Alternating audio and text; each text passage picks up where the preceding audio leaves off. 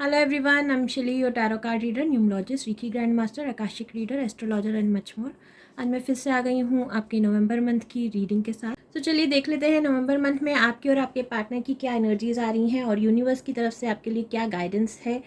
और reading start करने से पहले अगर अभी तक आपने इस चैनल को सब्सक्राइब नहीं किया है तो do subscribe this channel.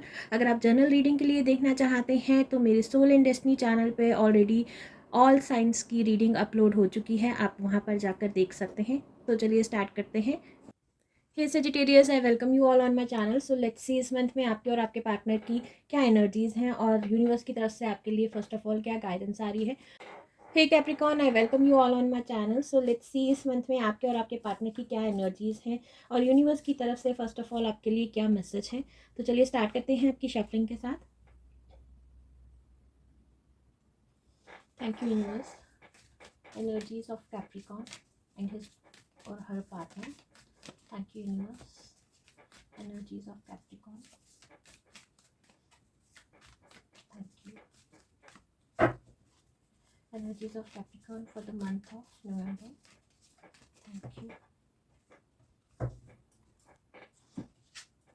Embrace. Through each other you find the missing piece. तो बहुत ही डीप एनर्जीज हैं यहाँ पर कैप्रिकॉर्न। आप दोनों ही एक दूसरे के मिसिंग पीसेस हैं, यानी कि आप दोनों एक दूसरे के बिना अधूरे हैं, ऐसी एनर्जीज हैं। और आप ये मान भी रहे हैं, चाहे आप बहुत ज़्यादा मेच्योर पर्सन हो, यानी कि आपका रिलेशनशिप बहुत ज़्यादा पुराना हो, आप ऑलरेडी कमिटेड हो, आप ऑलरेडी रिलेशनशिप में हो, तो भी अब ये फीलिंग आप दोनों के मन में आ रही है कि आप दोनों एक दूसरे के मिसिंग पीस है। अगर ये न्यू कनेक्शन है तो भी आप ये सोच रहे हैं कि आप जो है उनके बिना अधूरे हैं, या ऑन अ फर्स्ट साइड आपको ऐसा नज़र आ रहा है कि आप दोनों एक दूसरे के सोल कॉन्ट्रैक्ट हैं। तो फर्दर देख लेते हैं आपके रिलेशनशिप के लिए इस मंथ क्या गाइडेंस आ रही है। Thank you universe for all the Capricorn. Thank you.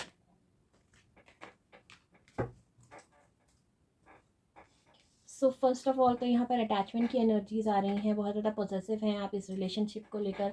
आप चाहते हैं कि आपके पर्सन जो है आपके अकॉर्डिंग काम करे, या हर टाइम आपको बताकर काम करें, आपसे परमिशन लेकर एक तरह से काम करें, या फिर आप उनके लिए बहुत ज़्यादा पॉजिटिव हैं अगर वो किसी और से बात करते हैं। तो इस अटैचमेंट को सबसे पहले लेट गो कीजिए। ये अटैचमेंट जो है कहीं ना कहीं एक तरह से कंट्रोलिंग की एनर्जीज नज़र आ रही हैं। हो सकता है आप दोनों ने बहुत ज़्यादा वर्क किया है इस रिलेशनशिप पे, बहुत ज़्यादा पेशेंस रखी है।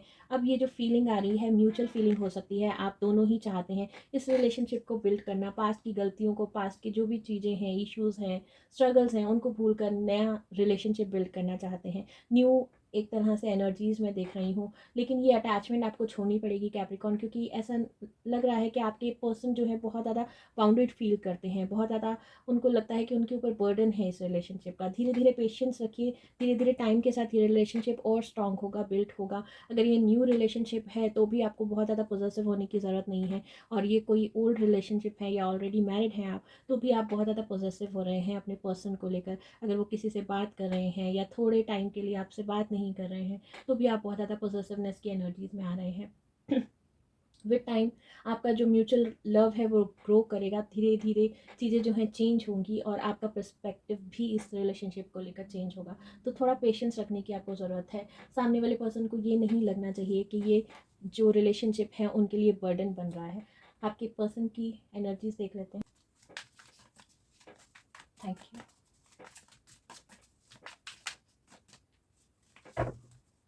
Thank you connect to all the Capricorns.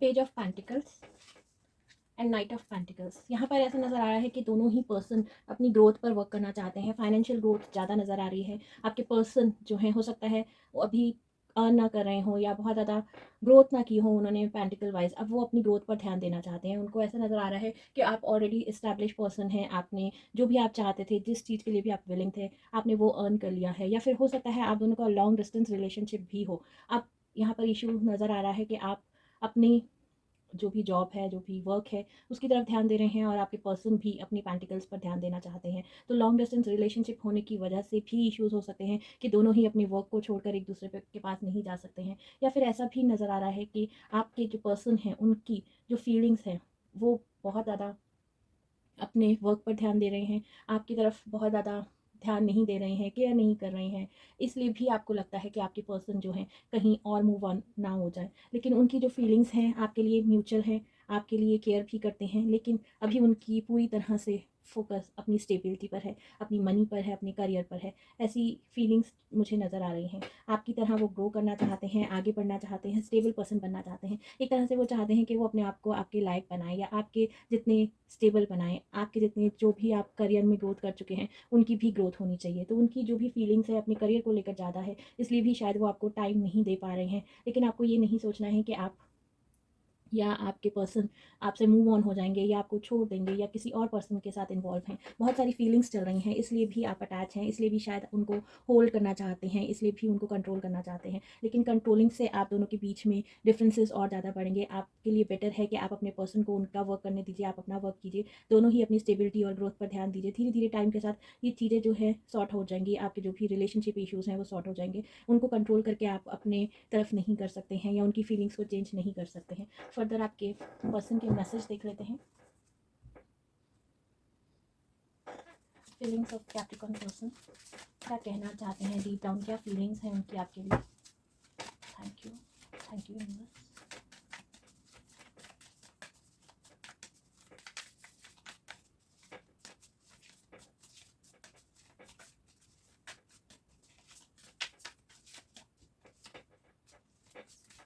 आपकी फीलिंग्स पर्सन के लिए क्या है, लेट्स सी।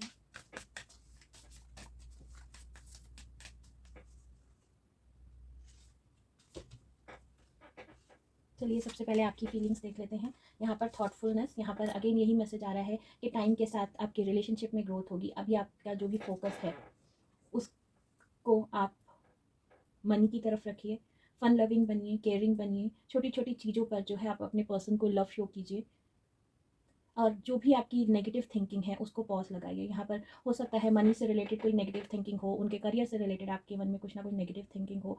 और एक तरह से यहाँ पर मैसेज आ रहा है कि ऑर्डर बुक मत बनिए, उनके लिए ऑर्डर बुक मत बनिए कि आपके अकॉर्डिंग वो काम करें, ऐसा मत बनिए। थोड़ा सा थॉटफुलनेस लेकर आइए अपने थॉट्स में, ओपन माइंडेड बनिए। आपके लिए बहुत ज़्यादा ग्रोथ है, लव में भी, करियर में भी, आपकी फीलिंग्स में भी, लेकिन उसके लिए आपको थॉटफुल बनना बहुत ज़्यादा ज़रूरी है, ओपन माइंडेड बनना बहुत ज़्यादा ज़रूरी है। उनकी जो भी फीलिंग्स है उनको कंसिडर करना बहुत ज़्यादा ज़रूरी है। उनके लिए जो भी उनके थॉट्स हैं उनको इंपॉर्टेंस देना भी बहुत ज़्यादा ज़रूरी है। तो यहाँ पर एक तरह से ऑर्डर बुक बनने की कोशिश मत कीजिए कैप्रिकॉर्न, कि आपके अकॉर्डिंग सारा काम हो। अपने जो भी पर्सन है उनकी म्यूचुअल फीलिंग्स का भी आपको ध्यान रखना है। उनसे हैं बेनिफिट्स ऑफ डाउट, अगेन आपके पर्सन को भी आपको लेकर कुछ डाउट है, आपके रिलेशनशिप को लेकर डाउट है। वो चाहते हैं कि आपका जो भी रिलेशनशिप है इस लेवल पर आ जाए कि जब भी वो आपके बारे में सोचें वो बिल्कुल भी फियरफुल ना हो, डाउटफुल ना हो, और आपके रिलेशनशिप में एक ट्रस्ट हो, फॉरगिवनेस हो। और यही उनके पीस ऑफ माइंड और म्यूचुअल अंडरस्टैंडिंग का एक फंडा है, क्योंकि वो चाहते हैं कि जब भी चीज़ें चेंज हों आपके बीच में, चाहे वो करियर वाइज हो, या फिर फीलिंग वाइज हो, या अंडरस्टैंडिंग वाइज हो, तो वो म्यूचुअली हो। आप एक दूसरे को फॉरगिव कर सकें, एक दूसरे पे ट्रस्ट कर सकें, एक दूसरे की जो भी रिस्पॉन्सिबिलिटीज़ हैं उसको कहीं ना कहीं एक्सेप्ट कर सकें। लेकिन अभी उनको बहुत ज़्यादा डाउट आ रहा है कि ये रिलेशनशिप किस लेवल तक जा रहा है, या इस रिलेशनशिप में डाउट्स क्यों आ रहे हैं, फियर क्यों आ रही हैं, इनसिक्योरिटीज़ क्यों आ रही हैं। इनसिक्योरिटीज़ इसलिए आ रही हैं क्योंकि आप दोनों बहुत ज़्यादा पॉजेसिव हो रहे हैं, क्योंकि आपके पर्सन हो सकता है आपका लॉन्ग डिस्टेंस रिलेशनशिप हो, या फिर आप दोनों लॉन्ग डिस्टेंस पे रहते हो, मैरिड होने पर भी लॉन्ग डिस्टेंस पे रहते हो, तो आपकी फीलिंग्स किसी और के लिए ना हो, ये डाउट्स उनके मन में आ रहे हैं। आप उनसे मूव ऑन ना हो जाए, ये डाउट्स उनके मन में आ रहे हैं। जिस तरह की फीलिंग्स आपकी यहाँ पर मैं देख रही हूँ उनकी भी देख रही हूँ। दोनों ही पॉजिटिव पर्सन नज़र आ रहे हैं मुझे, दोनों के लिए ही यहाँ पर थॉटफुलनेस की एनर्जीज आ रही हैं। अपने थॉट्स को पॉजिटिव कीजिए, अपने पर्सन पर ट्रस्ट कीजिए। जो भी आप फियर लेकर आ रहे हैं अपने माइंड में, आपके पर्सन के माइंड में भी वही फियर, वही थॉट्स मैं देख रही हूँ। तो आप दोनों एक दूसरे को कंप्लीट करते हैं। बिल्कुल भी ये मत सोचिए कि आपके पर्सन जो है आपको किसी भी वे में डिच करेंगे या फिर मूव ऑन हो जाएंगे। दोनों ही पर्सन की जो फीलिंग्स हैं वो म्यूचुअल फीलिंग है। सिर्फ थोड़ी सी केयर, थोड़ा सा टाइम और थोड़ा सा कंपैशन की यहाँ पर ज़रूरत है, जो यहाँ पर मिसिंग है। तो अपने पर्सन के थॉट्स, अपने पर्सन की जो भी फीलिंग्स हैं, उनके इमोशंस हैं, उनकी केयर आपको भी करनी है और उनको भी करनी है। यही आपके लिए इस मंथ की रीडिंग आ रही है। थोड़े से डाउट्स हैं जिनको क्लियर कीजिए। बेटर है कि अपनी हार्मनी पर वर्क कीजिए, डाउट्स पर वर्क ना करके हार्मनी पर वर्क कीजिए। जो भी आपसे रेजोनेट कर रहा है वही लीजिएगा। Thank you for listening.